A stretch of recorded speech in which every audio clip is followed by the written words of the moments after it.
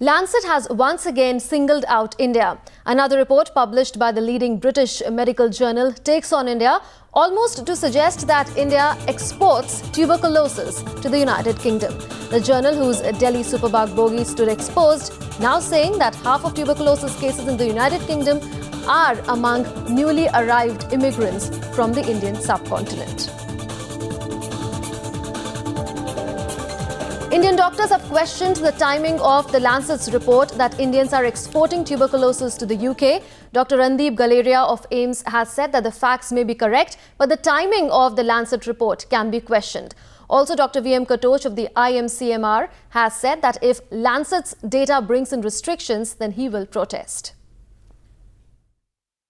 It's a little bit of too much of a coincidence that 2 or 3 studies have come so rapidly within a short span of time, trying to focus more on a negative side as far as India is concerned and bringing out data which to some extent is already known.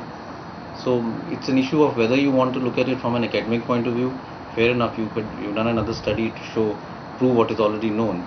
The other issue is whether you want to publish it from more of a publicity point of view and looking at other things, then it's something which is actually not very good.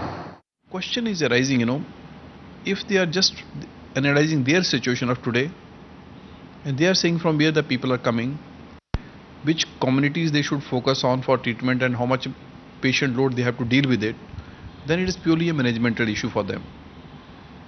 But secondly, if they try to use this data to effect some restrictions, then I will then protest, because first, it is not a new finding.